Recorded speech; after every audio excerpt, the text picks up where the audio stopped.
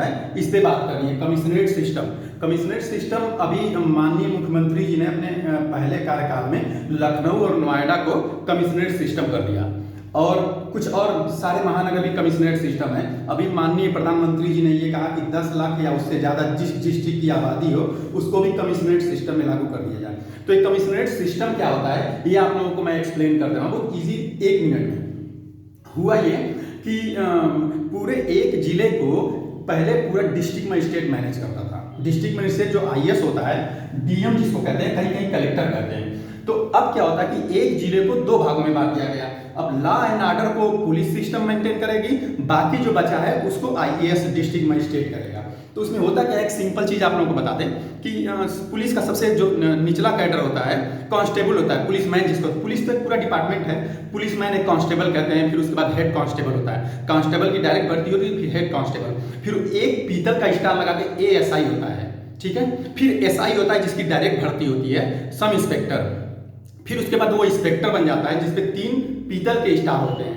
फिर उसके बाद वो डिप्टी एसपी बनता है जो पीपीएस डायरेक्ट यूपी पीपीएस से आते हैं, उसे डिप्टी एसपी या सर्किल ऑफिसर कहते हैं। उसके बाद एडिशनल एसपी होता है, उसके बाद एसपी होता है। तो आप लोग एक सिंपल चीज बता दें कि कुछ दिन पहले जब यूपी की मुख्यमंत्री मायावती जी थी तो सारे थानों को इस कोतवाली बना दी। पहले थाने पे 2 स्टार हुआ करते थे जिसे एसओ कहा जाता था, स्टेशन ऑफिसर। अब सारे थाने कोतवाली हो गए, यहाँ इंस्पेक्टर एसएचओ होता है, स्टेशन हाउस ऑफिसर। अब होता यह है कि सबसे निचले कैडर में constable, head constable, ASI, SI, inspector जो एसएचओ होता है, उसके बाद सीओ, डिप्टी एसपी जो पीपीएस से आता है जिसके कंधे पे सिल्वर के 3 स्टार होते हैं, वो सर्किल ऑफिसर या डिप्टी एसपी का, उसके बाद एडिशनल, उसके बाद एसपी होता है जो आईपीएस डायरेक्ट होता है। तो एसपी को जिले में कोई भी लॉ एंड ऑर्डर मेंटेन करना होता है तो डीएम से आदेश लेता है, कलेक्टर से। ये सिंपल एक छोटे से डिस्ट्रिक्ट का फार्मूला है। अब क्या होता है, कमिश्नरेट सिस्टम में ये डीएम को बाईपास कर दिया गया। अब लॉ एंड ऑर्डर मेंटेन करने के कमिश्नरेट सिस्टम में इसी एसपी को डीसीपी कहा जाता है, डिप्टी कमिश्नर ऑफ पुलिस।